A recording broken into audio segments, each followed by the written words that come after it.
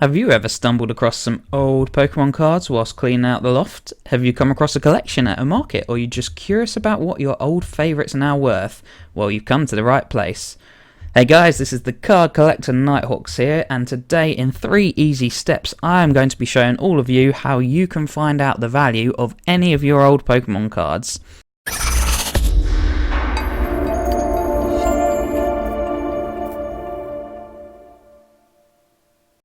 So, step number 1, you look at your card. That is the first step. So what you will see the name of the Pokemon, which is here. You will see the card number, which is here. They are the first 2 key things you should look out for in this situation.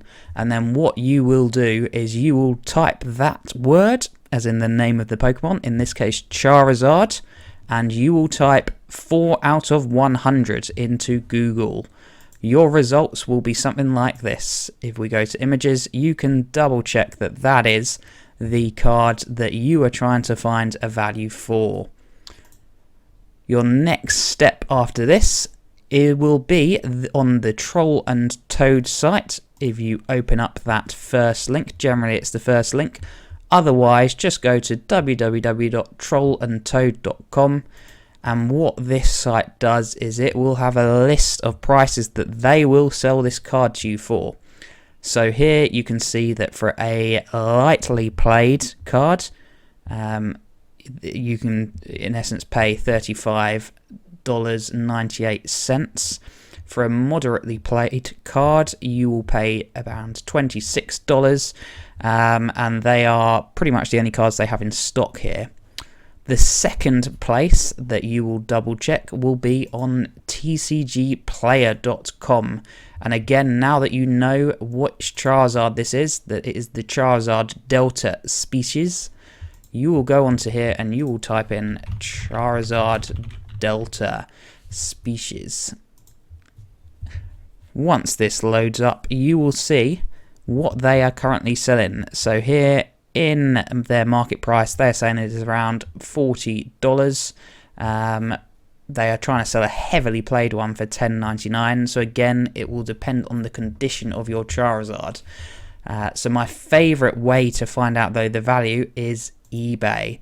Now the way that most people hopefully know how to use eBay, but there is a slight trick that you will use. So you will type in Charizard Delta species. Now what you will see here is, for example, that's a Japanese one. You want an English Charizard Delta species because there are other countries. So here you can see that someone is trying to sell a card for £23.93p. It's in Germany. There's nothing in the UK by the looks of it. What you want to do though, so that is what people are asking for.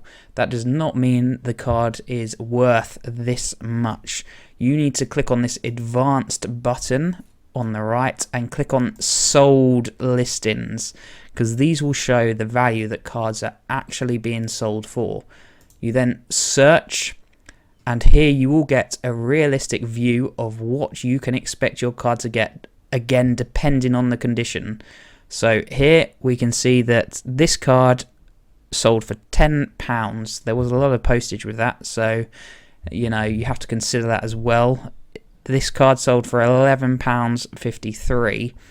Another recent one sold for £20, and what I would do is I would open up one that's already ended. If you then click on that picture, you will go to the article and you can have a little look and can basically compare the description, see what. So this was in mint condition, for example, this card. So if a mint condition card is going for, you know, £20, then that's pretty much what you can expect to get for that card. You can try and get a little bit more, but generally look at the sold prices, where things are selling for, and in that range is what you are looking to sell.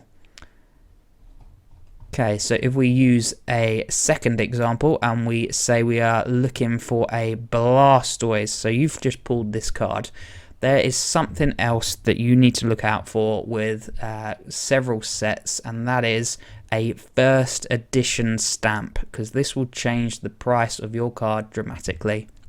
So in this case, you have got a Blastoise 2 out of 102, and it is first edition. So we are going to follow the same process here. We're going to go Blastoise, sorry, I've forgotten already, 2 out of 102. And what this says is this is the base set Charizard. So the base set is the original sets that came out in English. Okay, so we now know this is a base set Charizard, Blastoise, sorry.